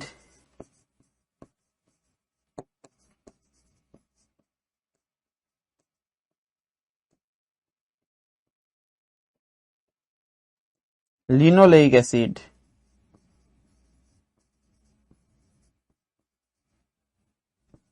ঠিক আছে। এইগুলো আমাদের অসম্পৃক্ত ফ্যাটি অ্যাসিড। তাহলে আমরা এখানে সুন্দরভাবে ডিফারেন্সের মাধ্যমে দেখে নিলাম যে কোনটা কি। এইবার যদি আমরা আগের স্লাইডটায় চলে আসি, তাহলে আগের স্লাইডটায় তার ভূমিকা চেয়েছিল, তাই তো, যে ফ্যাটি অ্যাসিডের ভূমিকা কি। তো ফ্যাটি অ্যাসিডের ভূমিকা যদি আমাদের বলতে হয়,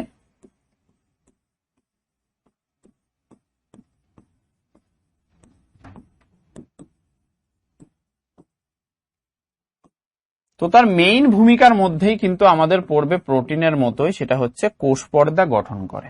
কি পড়বে, কোষ পর্দা গঠন করে।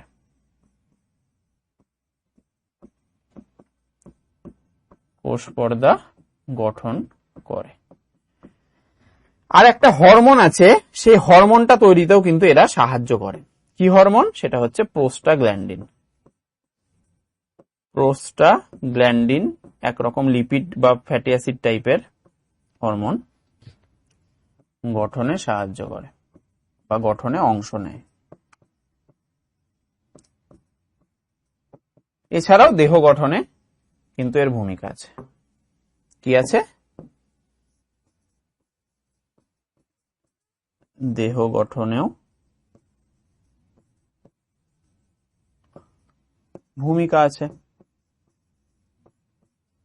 ক্লিয়ার? তাহলে আমরা ফ্যাটি অ্যাসিডের ভূমিকাগুলো পড়ে নিলাম। এরপর আমাদের আছে হচ্ছে অপরিহার্য ফ্যাটি অ্যাসিড। তো এই সেম ভাবেই আমরা অপরিহার্য অ্যামাইনো অ্যাসিডের মতোই এটাকে ডিসকাস করব। কি বলবো, যে সকল ফ্যাটি অ্যাসিড আমাদের দেহস্থ ফ্যাটি অ্যাসিড নয়, মানে আমাদের দেহে অটোমেটিক ভাবে তৈরি হচ্ছে না, সেটাকে আমরা খাদ্যের মাধ্যমে নেব, সেটাকে আমরা অপরিহার্য ফ্যাটি অ্যাসিড বলি। তাহলে কি বলবো, দেহস্থ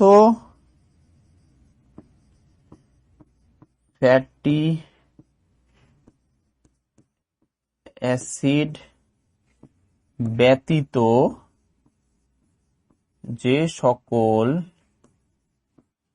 দরকারি ফ্যাটি অ্যাসিড বা প্রয়োজনীয় ফ্যাটি অ্যাসিডগুলি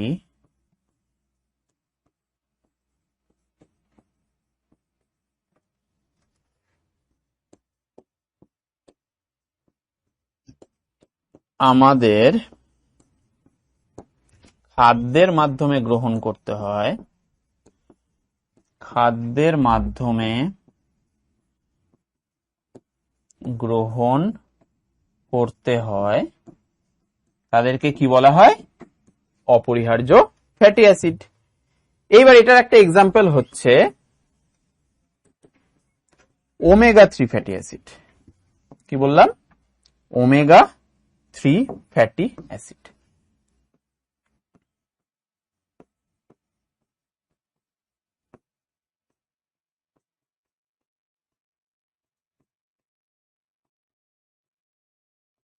মাথায় থাকবে, এটা হচ্ছে এক রকমের অপরিহার্য ফ্যাটি অ্যাসিড।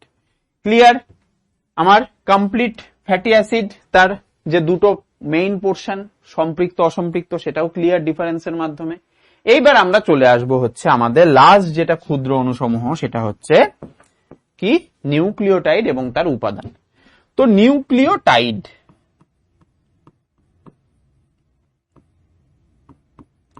এই যে নিউক্লিওটাইড কথাটা, এই কথাটা খুব ইম্পর্টেন্ট একটা কথা, কারণ এই কথাটার মধ্যে লুকিয়ে আছে তিনটে উপাদান, যে তিনটে উপাদান নিয়ে এটা গঠিত। এবং আমাদের দেহের যে মেইন স্ট্রাকচার ডিএনএ এবং আরএনএ, যেটাকে আমরা নিউক্লিক অ্যাসিডের মধ্যে ফেলছি, সেই নিউক্লিক অ্যাসিডের একটা গঠনগত এবং কার্যগত একক হচ্ছে নিউক্লিওটাইড। মানে যে জটিল শর্করাকে ভেঙে আমরা সরল শর্করা পাচ্ছিলাম, তার মানে নিউক্লিক অ্যাসিডকে ভেঙে আমরা নিউক্লিওটাইডস পাবো। ক্লিয়ার? তাহলে নিউক্লিওটাইডটা কি? নিউক্লিক অ্যাসিডের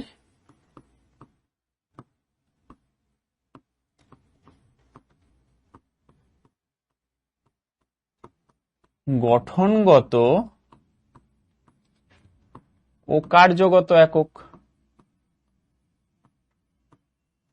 তাই হচ্ছে তো, কি? গঠনগত ও কার্যগত একক হচ্ছে আমাদের নিউক্লিওটাইড। এইবার নিউক্লিওটাইডের মেইনলি তিনটে কম্পোনেন্টস হয়। এই যে উপাদান বলেছে, এই উপাদান বলতে গেলে আমাদের দেখতে হবে এর মেইনলি তিনটে কম্পোনেন্টস। কি কি সেই থ্রি কম্পোনেন্টস? প্রথমটা হচ্ছে আমাদের পেন্টোজ সুগার। পেন্টোজ সুগার দেখেছো? সেই সুগারের মধ্যে বলেছিলাম যে ডিএনএ আরএনএ গঠনে সাহায্য করে, সেই সুগারটা কিন্তু নিউক্লিক অ্যাসিডের গঠনেও সাহায্য করছে। তার মানে আমরা এইখানে গিয়ে এইটার ফাংশনের যেটা পড়েছিলাম সেটা আমরা পেয়ে যাচ্ছি। এই যে পড়েছিলাম, দেখো সুগার ছিল এটা শর্করা, এই শর্করা এই যে ডিএনএ আরএনএ এর গঠনে ভূমিকা পালন করছে, স্ট্রাকচারালিও দেখতে পাবো আমরা। আচ্ছা, তাহলে কি দেখলাম? যে প্রথমে আমাদের থাকছে পেন্টোজ সুগার, তাই তো, পেন্টোজ শর্করা। আচ্ছা, সেকেন্ডলি থাকছে আমাদের কি? সেকেন্ডলি আমাদের থাকছে হচ্ছে নাইট্রোজেন ক্ষার বা নাইট্রোজেন বেস। নাইট্রোজেন বেস বা ক্ষার, নাইট্রোজেন হবে এটা।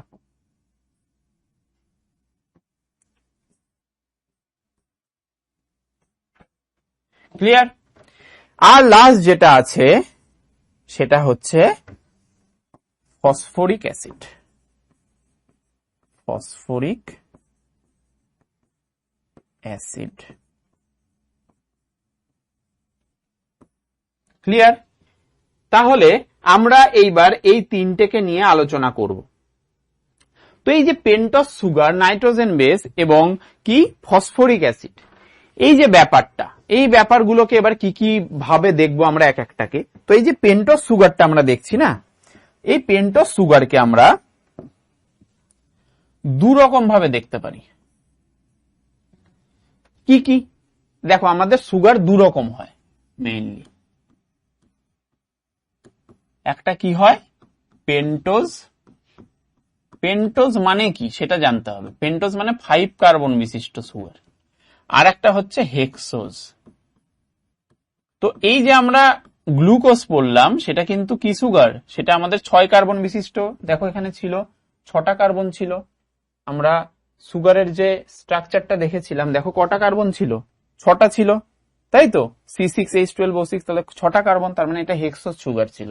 কিন্তু এইখানে আমাদের পড়ছি নিউক্লিওটাইডে কিন্তু হেক্সোজ সুগার থাকছে না, সেখানে কি থাকছে? পেন্টোজ সুগার থাকছে। ক্লিয়ার? তাহলে পেন্টোজ সুগারটা থাকছে। তাহলে এই যে পেন্টোজ সুগার, সেই সুগারটাকে আমরা কি রকম ভাগে ভাগ করি? দু রকম ভাবে ভাগ করি। একটা কি রাইবোজ, আর একটা কি ডিঅক্সিরাইবোজ।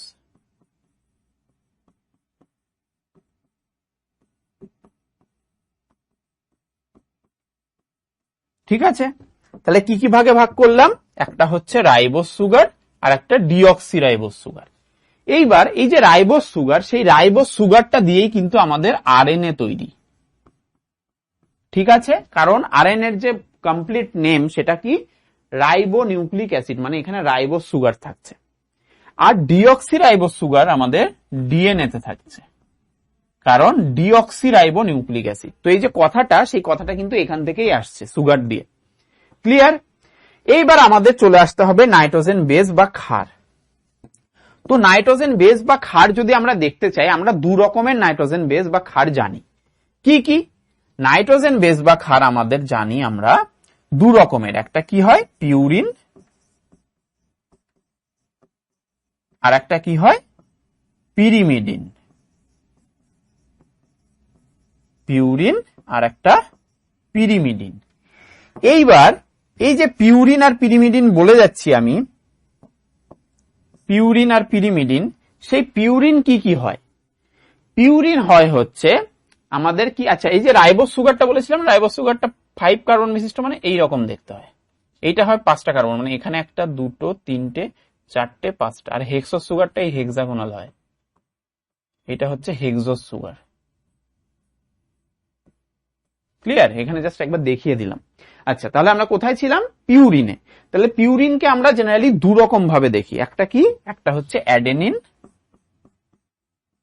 অ্যাডেনিন যেটাকে ক্যাপিটাল এ বলা হয়, আর একটা কি গুয়ানিন, যেটাকে ক্যাপিটাল জি বলা হয়। ঠিক আছে, তাহলে অ্যাডেনিন আর গুয়ানিন হচ্ছে আমাদের পিউরিন। আর তারপরেই যেটা আছে সেটা কি, সেটা হচ্ছে আমাদের পিরিমিডিন। তো পিরিমিডিন আমাদের 3 রকম হয়। কি কি? সাইটোসিন, যেটাকে আমরা ক্যাপিটাল সি দিয়ে বলি, থাইমিন, যেটাকে আমরা ক্যাপিটাল টি দিয়ে বলা হয়, এবং লাস্ট হচ্ছে ইউরাসিল, ইউরাসিল, ইউ দিয়ে ডিনোট করা হয়। এইবার দেখতে হবে, এই যে আমরা পেন্টোজ সুগার হিসেবে আমরা দেখলাম যে ডিএনএ আরএনএ, তো এবার ডিএনএ তে কোনটা থাকছে, আরএনএ তে কোনটা থাকছে? তো এই যে সাইটোসিনটা থাকছে না, এই সাইটোসিন এবং এই থাইমিন, এইগুলো প্লাস অ্যাডেনিন আর গুয়ানিন, সেগুলো কোথায় থাকছে? সেগুলো আমাদের থাকছে ডিএনএ তে। শুধু এই যে ইউরাসিল, এই ইউরাসিলটা থাকছে শুধু আরএনএ তে। তাহলে ইউরাসিলটা শুধু আরএনএ তে থাকছে। ঠিক আছে, মানে পিরিমিডিন হিসাবে সাইটোসিন আর ইউরাসিল থাকছে আরএনএ তে। কি থাকছে? সাইটোসিন আর ইউরাসিল থাকছে আরএনএ তে। ঠিক আছে, আর পিউরিন হিসাবে অ্যাডেনিন গুয়ানিন দুটোই আছে। কিন্তু অ্যাডেনিন গুয়ানিন আবার ডিএনএ তেও আছে, আর এইদিকে সাইটোসিন আর থাইমিন থাকছে, ইউরাসিল থাকছে না ডিএনএ তে। মানে আমি বলতে চাইছি ডিএনএ তে কি কি থাকছে? ডিএনএ আর আরএনএ। তো ডিএনএ তে কি কি থাকছে? ডিএনএ তে পিউরিন থাকছে। কি পিউরিন? ডিএনএ তে পিউরিন কি থাকছে? পিউরিন কিন্তু থাকছে যা যা দুটো, সেই দুটোই, অ্যাডেনিন আর গুয়ানিন। সেম ভাবে আরএনএ তো পিউরিনের কোনো চেঞ্জ নেই। ক্লিয়ার? পিউরিনের কোনো চেঞ্জ নেই, পিউরিনেও আরএনএ তো পিউরিন সেম, অ্যাডেনিন গুয়ানিন দুটোই থাকছে। এইবার এই যে পিরিমিডিনটা, সেই পিরিমিডিনটাতেই চেঞ্জ, কারণ পিরিমিডিন আমাদের 3টে। পিরিমিডিন ডিএনএ তে কি থাকছে? ডিএনএ তে পিরিমিডিন থাকছে সাইটোসিন আর থাইমিন। কি থাকছে? সাইটোসিন, সি আর টি, থাইমিন। কিন্তু আরএনএ তে কি থাকছে? পিরিমিডিন। আরএনএ তে থাকছে কি থাকছে? সাইটোসিন আর ইউরাসিল। এই ইউরাসিলটা কিন্তু শুধুমাত্র আরএনএ তে থাকে। ক্লিয়ার? মাথায় ঢুকেছে? তাহলে কি কি কোনটায় কোনটায় থাকছে? এইবার এদের মধ্যে একটা স্ট্রাকচার হয়, মানে গঠন হয়, কিভাবে হয় সেটা আমরা দেখব। তার আগে আমরা ফসফরিক অ্যাসিডটা দেখি, যে এখানে PO4 জাতীয় PO4 2- থাকে এই যে পুরো স্ট্রাকচারে। এবার যদি আমি এটাকে একটা ডিএনএ স্ট্রাকচার দিয়ে দেখি তাহলে দেখতে পাবো কিভাবে, সেটা আমরা দেখি। তো এই যে পিউরিন আর পিরিমিডিন, ঠিক আছে, এই দুটো কিন্তু একে অপরের সাথে বাইন্ড করে থাকে, মানে পিউরিনের সাথে কি হয়, কি বললাম আমি, পিউরিন আর পিরিমিডিনের মধ্যে কিন্তু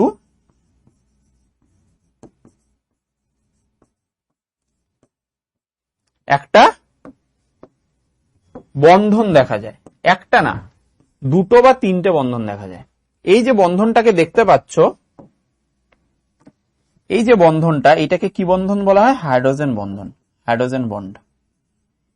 এবার এই যে হাইড্রোজেন বন্ড, তাহলে কি পিউরিনের সাথে পিরিমিডিনের হাইড্রোজেন বন্ড হচ্ছে, মানে ধরো এইখানের অ্যাডেনিন সবসময় কি হবে, অ্যাডেনিনের সাথে থাইমিন, সাইটোসিনের সাথে গুয়ানিন, অ্যাডেনিনের সাথে ইউরাসিল, বা এর ভাইস ভার্সা, এইরকম হবে।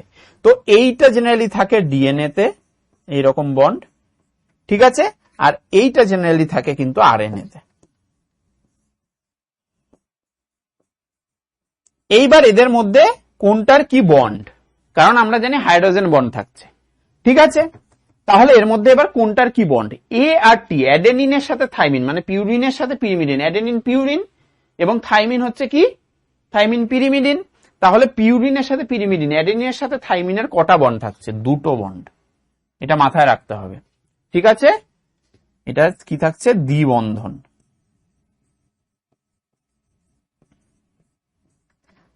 এবং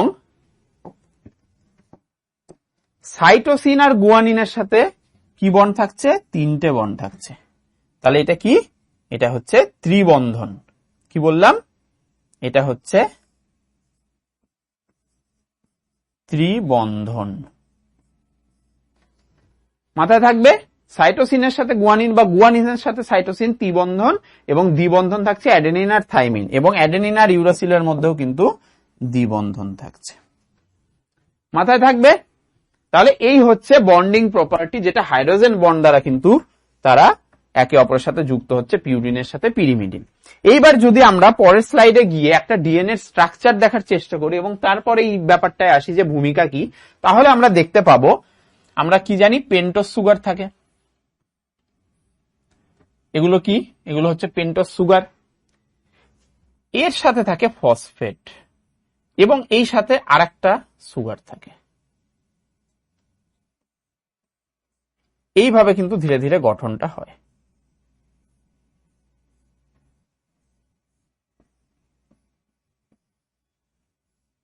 তো এই কারণে এইটা যেহেতু সুগার, এইটা যেহেতু ফসফেট, আবার সুগার, আবার ফসফেট, আবার সুগার, আবার ফসফেট, তাহলে এটা একটা দেখো আমাদের শিরদাঁড়ার মতো দেখতে লাগছে একটা ডিএনএ।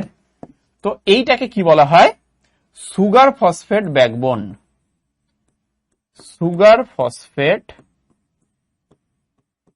ব্যাকবোন।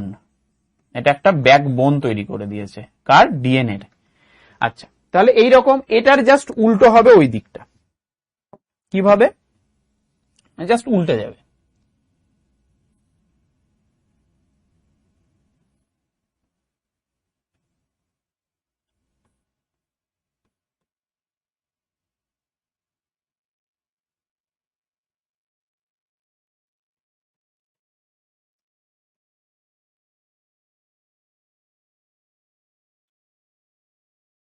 এই স্ট্রাকচারটা কিন্তু খুব গোলানো, কিন্তু খুব ইম্পর্টেন্ট একটা স্ট্রাকচার, ঠিক আছে।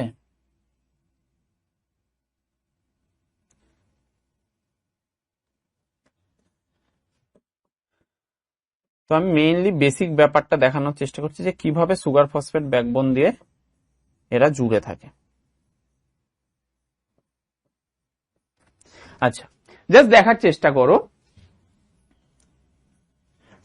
আচ্ছা, এইবার এইটা কি হয়, এই যে ব্যাপারটা দেখতে পাচ্ছ না, এইরকম দুটো, কারণ আমরা জানি কি ডিএনএ হচ্ছে দ্বিতন্ত্রী, মানে দুটো শৃঙ্খল দিয়ে গঠিত। তো এইটা হচ্ছে সেই দ্রুত শৃঙ্খল, এবং এইটার দুই সাইডে কিন্তু সুগার ফসফেট ব্যাকবোন আছে। কি আছে? Sugar phosphate backbone. এবং এই দিকের যদি লিনিয়ারিটি বা এই দিকের যদি গতিপথটা আমাদের কি হয়, 5 প্রাইম যদি এই দিক হয় এবং 3 প্রাইম এই দিক হয়, তাহলে এইটা জাস্ট এর অপোজিট হয়, মানে এই দিকে 5 প্রাইম আর এই দিকে 3 প্রাইম, এইটা।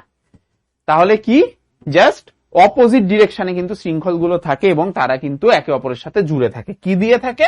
এদের মধ্যে যে বেস গুলো আছে, পিউরিন পিরিমিডিন, মানে ধরো এখানে একটা অ্যাডেনিন আছে, এইখানে আছে থাইমিন, তাহলে এদের মধ্যে দুটো বন্ড।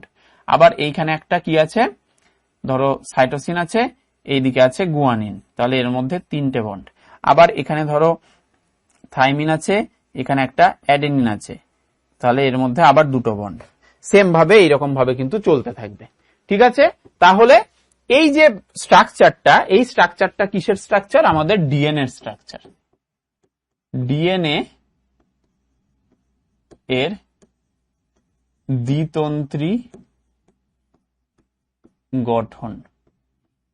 ক্লিয়ার? তাহলে দেখতে পাচ্ছ সুগার, এই যে সুগার কিভাবে ডিএনএ স্ট্রাকচার তৈরিতে সাহায্য করছে। এইবার এখানে একটা জিনিস বলার আছে, সেটা কি, এই যে অ্যাডেনিন, থাইমিন, সাইটোসিন, গুয়ানিন, এইভাবে এগুলো তাহলে হাইড্রোজেন বন্ড, তাই তো? এগুলো হচ্ছে কি? এগুলো হচ্ছে হাইড্রোজেন বন্ড। ঠিক আছে? এগুলো কি? এগুলো হচ্ছে হাইড্রোজেন বন্ডস। এটা ত্রিবন্ধনী, এটা দ্বিবন্ধনী। আচ্ছা, এইবার এই যে স্ট্রাকচারটা তৈরি হয়েছে, এর এই পোরশনটাকে যদি আমি নিই, কোন পোরশন? এটা কি এমনি এমনি দেখা হবে? আচ্ছা, তাহলে আমার এটা দরকার নেই। আচ্ছা, এইবার যদি এটাকে আমি এই কালারটা দিয়ে দেখাই, এখানের ধরো ফসফেট নিলাম, সুগার নিলাম এবং একটা নাইট্রোজেন বেস নিলাম। এইটা দিয়ে এইটা কিসের স্ট্রাকচার? কি কি নিয়েছি আমরা? ফসফেট নিয়েছি, সুগার নিয়েছি আর একটা বেস নিয়েছি। এই তিনটে দিয়ে আমাদের কি তৈরি? এই তিনটেই তো আমাদের দেখো কি ছিল, নিউক্লিওটাইড। কি কি দিয়ে তৈরি? পেন্টোজ সুগার, নাইট্রোজেন বেস বা ক্ষার আর ফসফরিক অ্যাসিড। তার মানে এই যে ফসফেট, এই যে সুগার এবং এই যে বেস, এই তিনটেকে মিলে আমরা এটাকে কি বলি? নিউক্লিওটাইড। মাথায় থাকবে। তাহলে নিউক্লিওটাইড কি কি দিয়ে তৈরি? তার মানে এই পোরশনটুকুকে যদি চিহ্নিত করে দেয়, এটার নাম হচ্ছে নিউক্লিওটাইড। ক্লিয়ার? এই হচ্ছে ডিএনএ দ্বিতন্ত্রী এবং মইয়ের মতো, মানে কি বলবো, পেঁচানো মইয়ের মতো একটা গঠন, সেটাকে আমরা এইভাবে দেখালাম। ঠিক আছে? তাহলে ডিএনএ এবং আরএনএ এই দুটো। এবার মেইনলি যদি আমরা নিউক্লিওটাইডের ভূমিকায় যাই, তাহলে কি করছে? নিউক্লিওটাইডের ভূমিকায় যদি যাই, তাহলে এটা কি করছে? ডিএনএ ও আরএনএ এর গঠনে মুখ্য ভূমিকা পালন করে।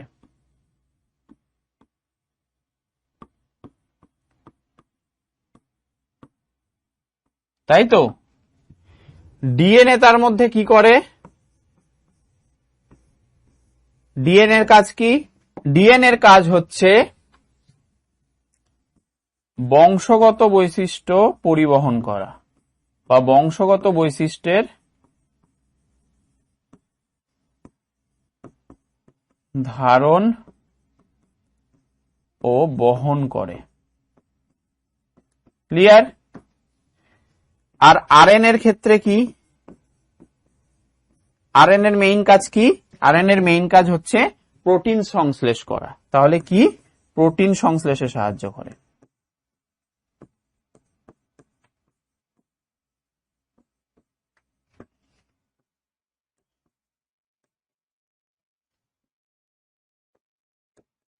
ক্লিয়ার? তাহলে এইগুলো হচ্ছে মেইন ফিচার্স বা মেইন প্রিন্সিপাল বা মেইন ভূমিকা, রোল, ফাংশন, যাবতীয় যাই হোক, এইগুলো হচ্ছে আমাদের নিউক্লিওটাইডের ভূমিকা। ঠিক আছে? যেটা ডিএনএ এর একটা মেইন স্ট্রাকচারাল একটা কনফিগারেশন তৈরি করে। এইবার যদি আমরা এটার দুটো ডিফারেন্সে যাই, যে ডিএনএ আরএনএ এর ব্যাপারটা বলছি, তো এটার যদি আমরা একটা ডিফারেন্স করি, তাহলে কি হয়?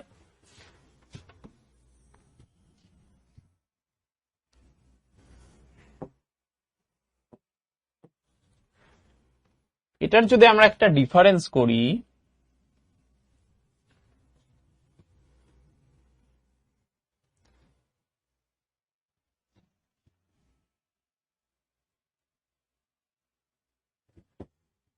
এখানে যদি আমি এক আলোচ্য বিষয় দিই, এখানে ডিএনএ, এখানে আরএনএ, তাহলে কি কি বিষয় আমরা দেখতে পাবো সেটা দেখে নিই।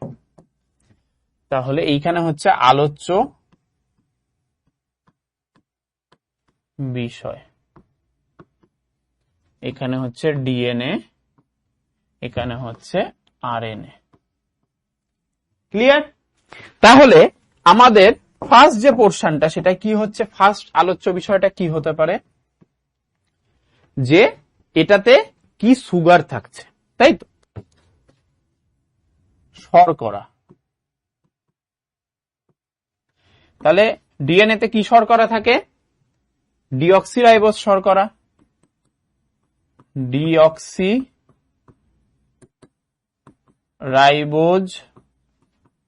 শর্করা।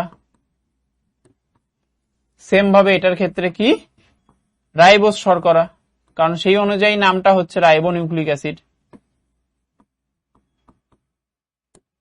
ক্লিয়ার? শর্করাটা গেল।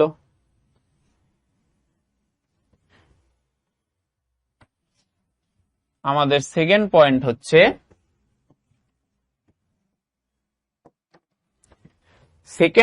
হচ্ছে, পিউরিন আর পিরিমিডিন। পিউরিন ও পিরিমিডিন। তো পিউরিন কি থাকছে ডিএনএ তে, পিউরিন কি থাকছে, বলো বলো বলো, অ্যাডেনিন আর গুয়ানিন, আর পিরিমিডিন কি থাকছে ডিএনএর ক্ষেত্রে, কিন্তু ডিএনএর ক্ষেত্রে থাকে পিরিমিডিন, সাইটোসিন আর থাইমিন, সেম ভাবে যদি আমরা আরএনএর ক্ষেত্রে পিউরিন দেখি, পিউরিনটা আমাদের ডিএনএর মতোই, ওটার কোনো চেঞ্জ নেই, অ্যাডেনিন আর গুয়ানিন। আর পিরিমিডিনটা হচ্ছে সাইটোসিন আর ইউরাসিল। ঠিক আছে, থাইমিনের জায়গায় এখানে কি থাকছে, ইউরাসিল থাকছে।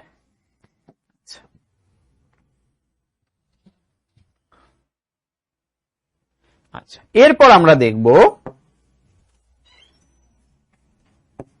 এরপর আমাদের আসছে 3 নম্বর পয়েন্ট, সেটা কি, যে ডিএনএ আর আরএনএ এর ক্ষেত্রে এদের গঠনটা কেমন, স্ট্রাকচারালি এরা কিরকম দেখতে হয়।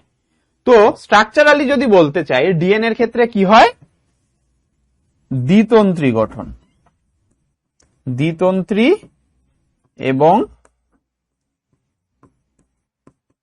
পেঁচানো সিঁড়ি সদৃশ, সিঁড়ির মতো, তাই না, দু সাইডে আলাদা আলাদা, এক সাইডে 5 প্রাইম, এক সাইডে 3 প্রাইম, এই সাইডের শৃঙ্খলটা আবার উল্টো। তো এইভাবে ধীরে ধীরে কিন্তু এরকম পেঁচানো, মানে জাস্ট এই একটা টেলিফোনের যে তোমার এই যে কর্ডটা, সেই কর্ডটাকে যদি এরকম টেনে ধরো, তাহলে যেরকম স্ট্রাকচার হয় সেই রকম স্ট্রাকচার হয় ডিএনএ এর। আর সেম ভাবে যদি আরএনএ এর ক্ষেত্রে বলতে চাই, তাহলে আরএনএ এর ক্ষেত্রে কি হবে গঠনটা, এটা কিন্তু দ্বিতন্ত্রী না, এটা একতন্ত্রী গঠন, আরএনএটা একতন্ত্রী। ঠিক আছে, ডিএনএটা যদি দেখতে এই রকম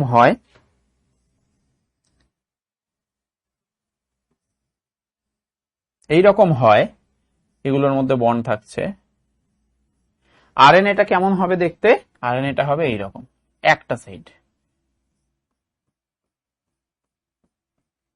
ঠিক আছে, এইরকম দেখতে হয়। তো একতন্ত্রী এবং কি রেখাকার হয়, রেখাকার গঠন। ক্লিয়ার? চলো দেখো, এর না অনেক পয়েন্টস করা যায় হিসাব করলে, কিন্তু আমি অত ডিটেলসে যাচ্ছি না, আমরা 4টে পয়েন্টসে রেস্ট্রিক্ট করে দিচ্ছি এটাকে। তো লাস্ট পয়েন্ট যেটা আমাদের কি হবে আমরা দেখে নিই, 4 নম্বর পয়েন্টটা আমরা দেখি, এর কাজ। তাহলে আমরা কাজ এই মাত্র বললাম যে ডিএনএ কি হিসাবে কাজ করে, বংশগত বৈশিষ্ট্যের, এবং এই যে বংশগত বৈশিষ্ট্য বারবার বলছি না, এটা জিন দ্বারা নিয়ন্ত্রিত হয়। জিন হচ্ছে, ধরো এই যে ডিএনএটা, এই ডিএনএর একটা ছোট্ট অংশ, ধরো এই একটা পোর্শন, এইটুকুকে কি বলা হয়, জিন। ঠিক আছে, এটা ডিএনএ হলে এই ছোট্ট পোর্শনটা যেটা কিছু ক্যারেক্টারস হয়তো প্রোভাইড করছে জেনারেশন টু জেনারেশন, সেইটা হচ্ছে, এবং সেই ক্যারেক্টারস গুলো ধীরে ধীরে মা বাবা থেকে তার পুত্র সন্তানদের মধ্যে বা বাচ্চাদের মধ্যে কিন্তু যাচ্ছে। তো এই পোর্শনটাকে বলা হয় জিন। ঠিক আছে, তাহলে কি বললাম, বংশগত বৈশিষ্ট্যের ধারণ বা ধারক ও বাহক। ক্লিয়ার? আর এইটার ক্ষেত্রে কি বলবো, আরএনএ, এরা প্রোটিন সংশ্লেষে সাহায্য করে। প্রোটিন সংশ্লেষে সাহায্য করে।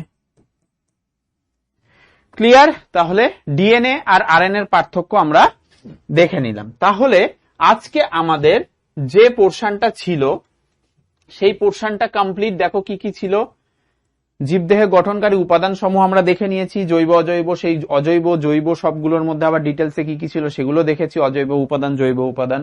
জৈব উপাদানের মধ্যে ক্ষুদ্র অণুসমূহ, ক্ষুদ্র এবং বৃহৎ এই দুটোকে ভাগ করা যায়, এবং ক্ষুদ্র অণুসমূহগুলো আমরা আজকে দেখে নিলাম। এরপর আমরা পরের দিন দেখবো হচ্ছে বৃহৎ অণুসমূহগুলো। ঠিক আছে, এই যে জটিলকে ভেঙে সরল করছিলাম, বা প্রোটিনকে ভেঙে অ্যামাইনো অ্যাসিড করছিলাম, ফ্যাটকে ভেঙে ফ্যাটি অ্যাসিড করছিলাম, নিউক্লিক অ্যাসিডকে ভেঙে নিউক্লিওটাইড বানাচ্ছিলাম, তো সেইগুলোর জাস্ট আমরা মানে বৃহৎ ব্যাপারটা মানে তোমার হচ্ছে কি বলবো, জটিল শর্করা, প্রোটিন, ফ্যাট এবং নিউক্লিক অ্যাসিড নিয়ে পরের দিন আলোচনা করব। ক্লিয়ার? আর আমরা ডিএনএ আরএনএ এর ব্যাপারটা এইটার ক্ষেত্রে দেখে নিলাম। তাহলে এবার আমরা একটু এই রিলেটেড অল্প একটু কোশ্চেন দেখি, দুটো কোশ্চেন দেখি, একটা কোশ্চেন তোমাদের হোমওয়ার্ক দিয়ে দেবো, তোমরা কমেন্টে জানাবে। তো দেখো এখানে প্রথমেই দিয়েছে আমাদের স্ট্রাকচার নিয়ে, কি দিয়েছে, যে বলেছে এখানে যে কি বলেছে, গুয়ানিনের সাথে, গুয়ানিন মানে জি, গুয়ানিনটা কি ছিল, পিউরিন, সেই পিউরিনের সাথে সাইটোসিন, সাইটোসিন মানে কি সি, তো সাইটোসিন কি, পিরিমিডিন। ঠিক আছে, তাহলে গুয়ানিনের সাথে সাইটোসিন মানে এই সি আর জি, এই দুটোর মধ্যে কতগুলো হাইড্রোজেন বন্ড থাকে, এইটাই জিজ্ঞেস করেছে। কটা হাইড্রোজেন বন্ড ছিল, আমরা দুটো জিনিস দেখেছি, একটা সিজি দেখেছি আর একটা এটি দেখেছি। তো এটি এর ক্ষেত্রে কত ছিল আর সিজি এর ক্ষেত্রে কত ছিল, সিজি এর ক্ষেত্রে ছিল 3টে বন্ড, 3টে হাইড্রোজেন বন্ড। আর এটি এর ক্ষেত্রে ছিল কটা, এটি এর ক্ষেত্রে ছিল 2টো হাইড্রোজেন বন্ড। তাহলে 3টে হাইড্রোজেন বন্ড ছিল সি আর জি এর মধ্যে। তাহলে আমাদের অ্যান্সার হবে অপশন সি, 3টে। খুব ইজি, শুধু আগের পোর্শন গুলো দেখে এবং মনে রাখতে হবে যে কার সাথে কি বন্ড গঠন হচ্ছে। এরপরে আমাদের যে কোশ্চেনটা আছে সেটা কি, প্রতিটি অ্যামাইনো অ্যাসিড, তো অ্যামাইনো অ্যাসিড আমরা দেখলাম, সেই প্রত্যেকটা অ্যামাইনো অ্যাসিড এর কিসের ভিন্নতার জন্য বিভিন্ন রকম বৈশিষ্ট্যের হয়ে থাকে, প্রোটিনগুলো বিভিন্ন রকম বৈশিষ্ট্যের প্রোটিন তৈরি হয়। এই অ্যামাইনো অ্যাসিডের কোনটার মানে পার্থক্যের বা ভিন্নতার জন্য আমরা অ্যামাইনো অ্যাসিডকে কি কি দেখেছিলাম, তার কি কি স্ট্রাকচার, এই স্ট্রাকচার দেখেছিলাম, কি কি কম্পোনেন্টস দেখেছিলাম, একটা দেখেছিলাম কি, এটা কার্বক্সিল গ্রুপ, এটা কি কার্বক্সিল গ্রুপ, এটা কি অ্যামিনো গ্রুপ, তাই তো, এবং এইটা কি, এইটাই ছিল হচ্ছে আমাদের সাইড চেন। তো এই সাইড চেনটা অনেক রকমের হতে পারে, হাইড্রোজেন হতে পারে, CH3 হতে পারে, CH3CH2 হতে পারে, এইরকম ভাবে অনেক রকম হতে পারে। তো এইটার যখনই এইরকম চেঞ্জ হয়ে যাচ্ছে, আর বাকিগুলো মোটামুটি সেমই থাকছে। তো এইটার চেঞ্জের জন্য কিন্তু বিভিন্ন রকমের প্রোটিন তৈরি হয়ে যাচ্ছে। তার মানে আমাদের এই যে আর মূলক, ঠিক আছে, বা যেটাকে আমরা বলছি সাইড চেন, কি বলছি, সাইড চেন। তো সেই সাইড চেনের ভিন্নতার জন্য কিন্তু বিভিন্ন রকম প্রোটিন তৈরি হয়ে যাচ্ছে। তার মানে আমাদের অ্যান্সার হবে অপশন বি।